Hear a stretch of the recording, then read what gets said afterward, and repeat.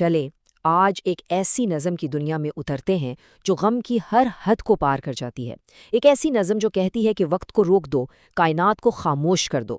جی، یہ WH آرڈن کی funeral blues کا تجزیہ ہے، جو شاید کسی اپنے کو کھو دینے کے درد پر لکھی گئی سب سے طاقتور نظموں میں سے ایک ہے۔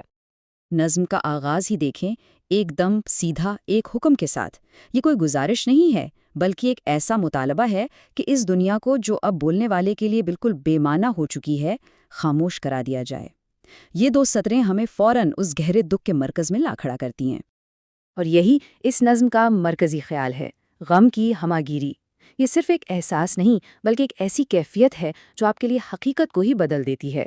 آرڈن ہمیں یہ دکھاتا ہے کہ جب کوئی عزیز چلا جاتا ہے تو صرف ایک انسان نہیں مرتا، بلکہ اس کے ساتھ پوری کائنات اپنی معنویت کھو دیتی ہے۔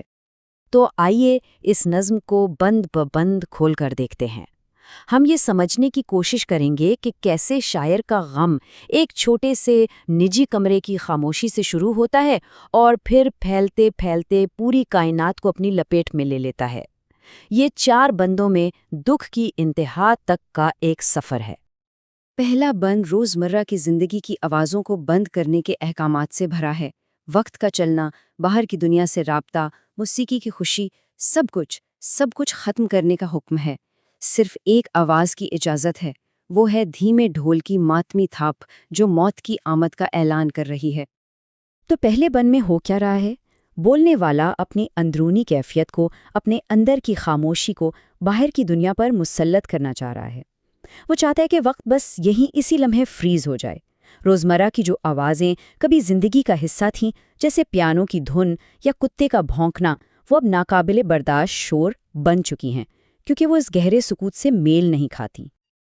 اب یہاں غم ذاتی حدود سے باہر نکل کر عوامی منظرنامے پر آ گیا ہے۔ اب یہ صرف ایک ذاتی دکھ نہیں رہا، بلکہ ایک عوامی اعلان بن چکا ہے۔ بولنے والا چاہتا ہے کہ ہوائی جہاز آسمان پر موت کا پیغام لکھیں، اور معاشرے کی ہر چیز، چاہے وہ پولیس والا ہو یا کبوتر، اس سوگ میں شریک ہو۔ اس بند میں بولنے والا اپنے ذاتی نقصان کو ایک عالمی سانحے میں بدلنے کی کوشش کر رہا ہے۔ وہ چاہتا ہے کہ پوری دنیا رک جائے اور اس کے دکھ کو تسلیم کرے۔ یہ خواہش اس احساس سے پیدا ہوتی ہے کہ بھئی، اگر میری دنیا ہی تباہ ہو گئی ہے تو باقی دنیا معمول کے مطابق کیسے چل سکتی ہے؟ اور اب ہم نظم کے بالکل جذباتی مرکز پر پہنچ گئے ہیں۔ یہ بند اس گہری تباہی کو بیان کرتا ہے جو بولنے والے کی ذات پر گزری ہے۔ ان کا محبوب صرف ایک شخص نہیں تھا، وہ ان کی پوری کائنات تھا، ان کی سمت، ان کا وقت، ان کی ہر بات، ان کا ہر گیت۔ یہاں استعاروں کا استعمال دیکھیں کتنا کمال کا ہے۔ کمپس کا استعارہ بتاتا ہے کہ مرحوم زندگی میں رہنمائی کرتا تھا، سمت دکھاتا تھا۔ کیلنڈر کا استعارہ یہ ظاہر کرتا ہے کہ وقت کا ہر لمحہ اسی سے تھا۔ لیکن پھر آتی ہے آخری سطر، جو ایک تباہ کن حقیقت بیان کرتی ہے۔ میں نے سوچا تھا کہ محبت ہمیشہ رہے گی، میں غلط تھا۔ یہ امید سے مکمل مایوسی کی طرف ایک بھیانک چھلانگ ہے۔ آخری بند میں مایوسی اپنی کائناتی انتہا کو چھو لیتی ہے۔ اب صرف دنیا کو خاموش کرانا کافی نہیں ہے، اب تو بولنے والا پوری کائنات کو ہی ختم کرنے کا مطالبہ کر رہا ہے، کیونکہ اس عزیز کے بغیر زندگی کا کوئی مطلب ہی نہیں رہا۔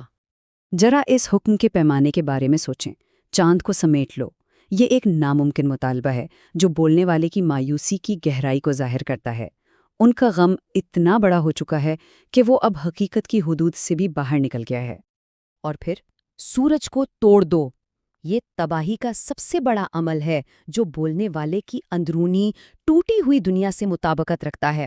مطلب یہ کہ اگر میرا محبوب سورج کو نہیں دیکھ سکتا تو پھر سورج کا وجود ہی کیوں ہو؟ یہاں آ کر غم اتنا بڑا ہو جاتا ہے کہ حقیقت کی دنیا اسے سمیٹ ہی نہیں سکتی، اسی لیے بولنے والا قدرتی دنیا کو ہی ختم کرنے کا مطالبہ کر دیتا ہے، اور نظم ایک مکمل ناقابل واپسی مایوسی پر ختم ہوتی ہے، اس یقین کے ساتھ کہ مستقبل میں اب کچھ بھی اچھا نہیں ہو سکتا۔ اچھا، اس گہرے دکھ کو بیان کرنے کے لیے آرڈن نے الفاظ کا انتخاب بھی بہت احتیاط سے کیا ہے۔ تو اب ذرا اس نظم کی زبان کا جائزہ لیتے ہیں اور دیکھتے ہیں کہ کون سے الفاظ اس ماتمی ماحول کو بنانے میں مدد کرتے ہیں۔ یہ الفاظ ہی ہیں جو نظم کے ماتمی لہجے کی بنیاد بنتے ہیں۔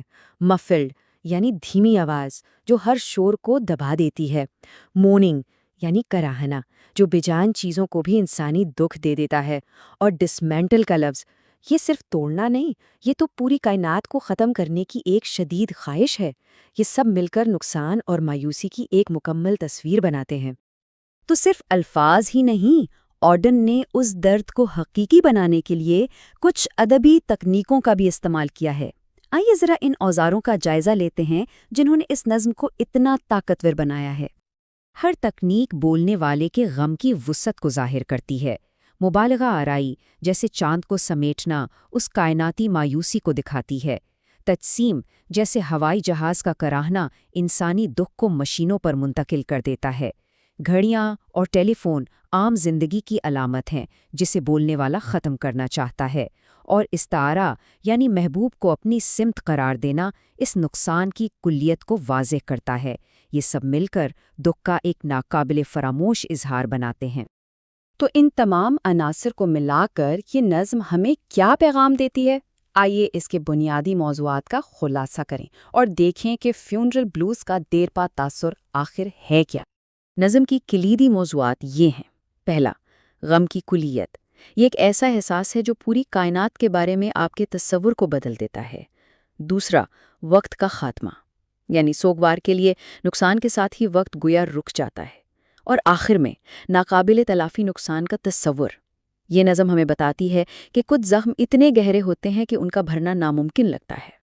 اور ہم اس نظم کی آخری تباہ کن سطر پر اپنی بات ختم کرتے ہیں۔ یہ ایک ایسا طاقتور نتیجہ ہے جو پڑھنے والے کو مکمل مایوسی کے احساس کے ساتھ چھوڑ دیتا ہے، اور اس بات پر زور دیتا ہے کہ کچھ نقصانات واقعی ناقابل تلافی ہوتے ہیں۔